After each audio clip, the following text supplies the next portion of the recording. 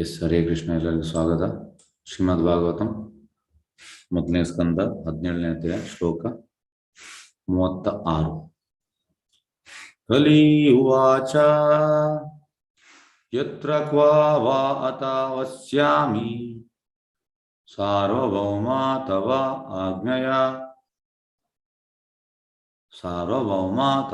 ಆಜ್ಞೆಯ ಲಕ್ಷಯೇ ತತ್ರ ತತ್ರ ಅಪಿ ತ್ವಾಂ ಆತ ಇಶು ಶರಾಸನಂ. ಅನುವಾದ: ಹೇ ಸಾರ್ವಭೌಮನೇ, ನಿನ್ನ ಆಜ್ಞೆ ಪ್ರಕಾರ ನಾನು ಎಲ್ಲಿಯೇ ವಾಸುವುದರಲ್ಲಿ ನೋಡಿದಲೆಲ್ಲ ನಿನ್ನನ್ನು ಬಿಲ್ಲು ಬಾಣಗಳನ್ನು ಹಿಡಿದವನಾಗಿ ಕಾಣುವೆನು.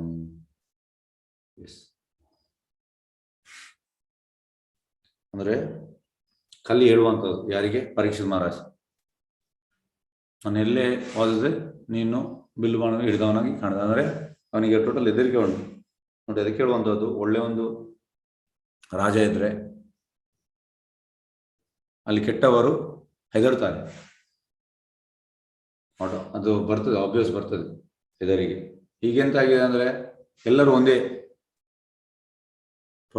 Feathers of same bird. ಪ್ರಜೆಗಳು ಕೂಡ ಒಂದೇ, ರಾಜ ಕೂಡ ಒಂದೇ. ಹಾಗಾಗಿ ಜನರಿಗೆ ಹೆದರಿಕೆ ಅನ್ನೋದಿಲ್ಲ, ಹೆದರಿಕೆ ಬೇಕು. ಇಲ್ಲಿ ಅವನಿಗೆ ಆ ರೀತಿ ಕಾಣ್ತಾ ಇತ್ತು ನೋಡಿ. ನೋಡಿದೆಲ್ಲ ನಿನ್ನ ಬಿಲ್ಲು ಬಾಣ ಹಿಡಿದವನಾಗಿ ಕಾಣುವೆ. ಈಗ ಭಾವಾರ್ಥಕ್ಕೆ ಹೋಗುವ. ಭಾವಾರ್ಥ ಬೈ ಡಿವೈನ್ ಗ್ರೇಸ್ ವ್ಯಕ್ತಿ ಸ್ವಾಮಿ ಶೀಲಭಾಪಾದಿಜಿ. ಕಲಿಪುರುಷನು ಪರೀಕ್ಷಿತನನ್ನು ಪ್ರಪಂಚದ ಎಲ್ಲ ದೇಶಗಳನ್ನ ಆಳುವ ಸಾಮ್ರಾಟನಾಗಿ ಕಾಣಬಲ್ಲವನಾಗಿದ್ದನು.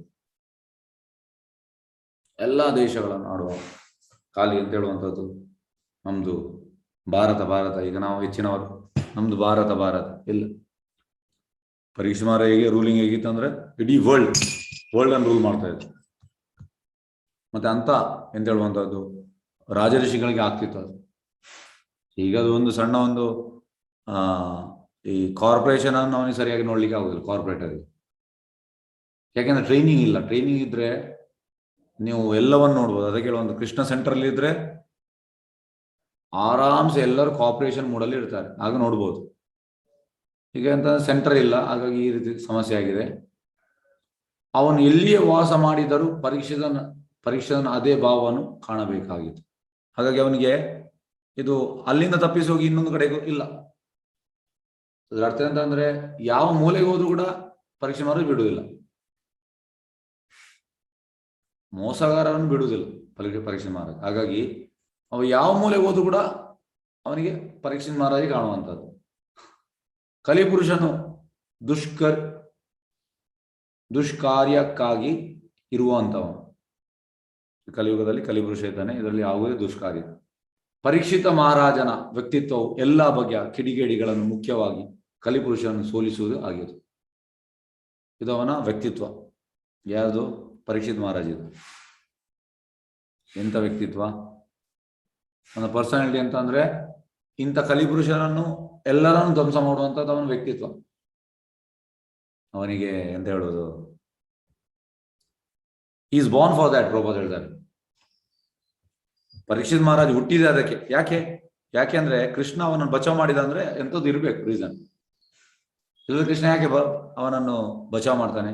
ಆ ಉತ್ತರ ಗರ್ಭದಲ್ಲಿ ಅಶ್ವತ್ಥಾಮ ಬ್ರಹ್ಮಾಸ್ತ್ರ ಬಿಡುವಾಗ ಯಾಕೆ ಹೋಗಿ ರಕ್ಷಿಸ್ತಾನೆ? ರಕ್ಷಿಸಿದ ಉದ್ದೇಶ ಅಂತಂದ್ರೆ ಇವ ಏಬಲ್ ಪರೀಕ್ಷಿತ್ ಮಹಾರಾಜ್, ಅದಕ್ಕೆ ರಕ್ಷಣೆ ಮಾಡಿದ. ಇಲ್ಲದ ಯಾಕೆ ರಕ್ಷಣೆ ಮಾಡ್ತಾನೆ? ಇಲ್ಲ. ಆದುದರಿಂದ ಕಲಿಪುರುಷನಿಗೆ ಎಲ್ಲಿಯೋ ಯಾರಿಂದಲೂ ಸಾಯೋದಕ್ಕಿಂತ ಪರೀಕ್ಷೆಯಿಂದ ಸಾತನಾಗು ಉತ್ತಮವಾಗಿ. ಅದು ಯಾವಾಗಲೂ ಹೇಳ್ತೇವಲ್ಲ, ಎಂತ ಅಂದ್ರೆ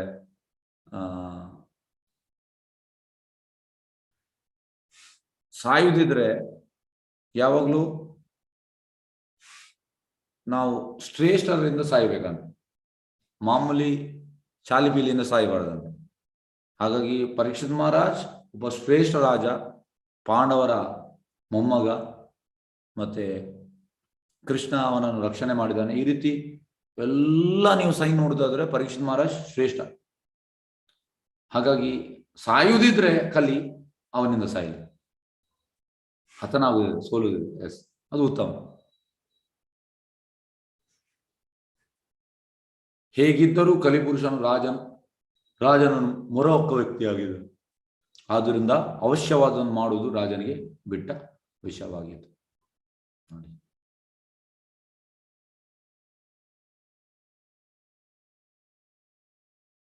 ಅವ ಟೋಟಲ್ ಈಗ ಸರೆಂಡರ್ ಆಗಿದ್ದಾನೆ. ಯಾರಿಗೆ? ಕಲಿ ಪರೀಕ್ಷಿತ್ ಮಹಾರಾಜನಿಗೆ ಸರೆಂಡರ್ ಆಗಿದ್ದಾನೆ. ಈಗ ಪರೀಕ್ಷಿತ್ ಮಹಾರಾಜಿಗೆ ಬಿಟ್ಟದ್ದು, ಅವನಿಗೆ ಅವನನ್ನು ಕೊಲ್ಬೋದು ಅಂತ ಬೇಕಿದ್ ಮಾಡ್ಬೋದು, ಅವನ ಕೈಯಲ್ಲಿ ಉಂಟು. ನೆಕ್ಸ್ಟ್ ಶ್ಲೋಕಕ್ಕೆ ಹೋಗುವ. ಶ್ಲೋಕ 37. ತತ್ಮೇ ಧರ್ಮ ಭೃತಾಂ ಶ್ರೇಷ್ಠ ಸ್ಥಾನಾಂ ನಿರ್ದೇಶಿತುಂ ಹರಸಿ ಯತ್ರ ಏವ ನಿಯತ ವಸ್ಯ ಆತಿಷ್ಠಂತೆ ಅನುಶಾಸನಂ. ಆದ್ದರಿಂದ ಏ ಧರ್ಮ ರಕ್ಷಕರಲ್ಲಿ ಶ್ರೇಷ್ಠನಾದವನೇ, ನಿನ್ನ ರಾಜಾಡಳಿತದ ರಕ್ಷಣೆಯಲ್ಲಿ ಇದ್ದುಕೊಂಡು ನಾನು ಎಲ್ಲಿ ಎಂದೆಂದಿಗೂ ನೆಲೆಸಬಹುದೆಂಬುದನ್ನು ನಿರ್ದೇಶಿಸಿ. ಹಾಗೆ ಹೇಳ್ತಿದ್ದಾನೆ, ನಿನ್ನ ಈ ರಾಜಾಡಳಿತ ನಾನು ಎಲ್ಲಿ ಇರಬೇಕು ನೋಡಿ.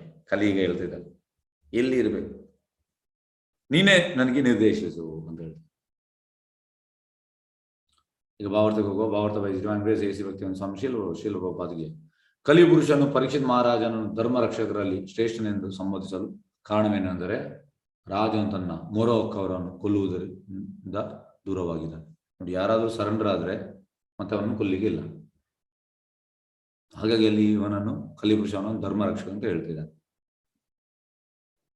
ಸರೆಂಡರ್ ಆದವರನ್ನು ನಾವು ಅವರಿಗೆ ರಕ್ಷಣೆ ಕೊಡಬೇಕು. ಇದು ನಮ್ಮ ರಾಮ ಎಂತ ಮಾಡ್ತಾರೆ, ರಾಮದೇವರು ಈ ವಿಭೀಷಣ ಬರುವಾಗ ಅವನಿಗೆ ಕೊಡ್ತಾರೆ, ಶೆಲ್ಟರ್ ಕೊಡ್ತಾರೆ.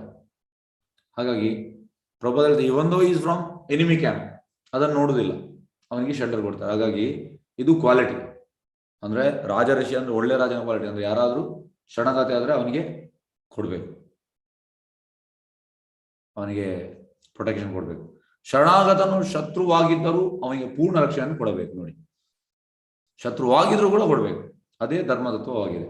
ಹೀಗಿರುವಾಗ ದೇವೋತ್ತಮ ಪುರುಷನಿಗೆ ಯಾರಾದ್ರೂ ವೈರಿಯಾಗಿ ಅಲ್ಲ, ಶ್ರದ್ಧಾವಂತ ಸೇವಕನಾಗಿ ಶರಣಾಗತನಾದರೆ ಎಂಥ ರಕ್ಷಣೆ ಅವನು ಕೊಡುತ್ತಾನೆ ಎಂಬುದನ್ನು ನಾವು ಊಹಿಸಿಕೊಳ್ಳಬಹುದು. ಇದು ಎಂತ ಹೇಳುದು ನೋಡಿ, ಭಗವಂತನು ಶರಣಾಗತನು ಎಲ್ಲ ಪಾಪಗಳನ್ನು ಪ್ರಾಪಗಳನ್ನು ಫಲಗಳನ್ನು ಕಾಪಾಡುವನು. ಇದು 18ನೇ ಅಧ್ಯಾಯದ 66ನೇ ಶ್ಲೋಕ. ಸರ್ವಧರ್ಮಾನ್ ಪರಿತ್ಯಜ್ಯ ಮಾಮೇಕಂ ಶರಣಂ ವ್ರಜ ಅಹಂ ತ್ವಂ ಸರ್ವ ಪಾಪೇಭ್ಯೋ ಮೋಕ್ಷಯಿಷ್ಯಾಮಿ ಮಾ ಶುಚಃ. ನಮ್ಮ ಎಲ್ಲ ಈ ಚೀಟಿಂಗ್ ರಿಲಿಜನ್ ನಾವು ಬದಿಗೆಟ್ಟು ಕೃಷ್ಣನಿಗೆ ಪೂರ್ತಿ ಶರಣಾಗತ ಆದ್ರೆ, ಸರ್ವಧರ್ಮಾನ್ ಪರಿತ್ಯಜ್ಯ ಮಾಮೇಕಂ ಶರಣಂ ವ್ರಜ, ಕೃಷ್ಣನಿಗೆ ಮಾತ್ರ ಶರಣಾಗತ ಆದ್ರೆ ಅಹಂ ತ್ವಂ ಸರ್ವ ಪಾಪೇಭ್ಯ, ಇನ್ನು ಎಲ್ಲ ಪಾಪಗಳಿಂದ ನಾನು ಅಂದ್ರೆ ನಾವು ಕೋಟಿ ಲೈಫ್ ತೆಗೆದಿದ್ದೇವೆ, ಕೋಟಿ ಲೈಫಲ್ಲಿ ತುಂಬಾ ಪಾಪ ಮಾಡಿದ್ದೇವೆ, ಈ ಲೈಫಲ್ಲಿ ಕೂಡ ಮಾಡಿದ್ದೇವೆ, ತುಂಬಾ ಮಾಡಿದ್ದೇವೆ. ಹಾಗೆ ಎಲ್ಲ ಪಾಪದಿಂದ ನಮಗೆ ಒಮ್ಮೆಲೆ ಬಿಡುಗಡೆ ಸಿಗ್ತದೆ ಯಾವಾಗ ಕೃಷ್ಣನ ನಾವು ಟೋಟಲ್ ಆಗಿ ಸರೆಂಡರ್ ಆದ್ರೆ. ಅಹಂ ತ್ವಾಂ ಸರ್ವ ಪಾಪೇಭ್ಯೋ ಮೋಕ್ಷ, ಮತ್ತೆ ನಿನಗೆ ಮೋಕ್ಷ ಸಿಗ್ತದೆ, ಮೋಕ್ಷಯಿಷ್ಯಾಮಿ ಮಾ ಶುಚಃ. ಹಾಗಾಗಿ ಕೃಷ್ಣನೇ ಇದು ಎಕ್ಸಾಂಪಲ್ ಕೊಡ್ತಾನೆ. ಈ ರಾಜಋಷಿಗಳು, ಪರೀಕ್ಷಿತ್ ಮಹಾರಾಜಂತ ರಾಜಋಷಿಗಳು ಕೃಷ್ಣ ಮಾಡಿದನವರು ಎಂತ ಮಾಡುವಂತದ್ದು, ಅವರು ಅನುಸರಣೆ ಮಾಡುವಂಥದ್ದು, ಅನುಕರಣೆ ಅಲ್ಲ. ನಾವು ಕೂಡ ಅನುಸರಣೆ ಮಾಡಬೇಕು, ಅನುಕರಣೆ ಅಲ್ಲ. ಈಗ ಪರೀಕ್ಷಿತ್ ಮಹಾರಾಜ್ ಕಲಿಭೂಷನಿಗೆ ಎಂತ ಅವನನ್ನು ಕೊಲ್ಲಿಲ್ಲ.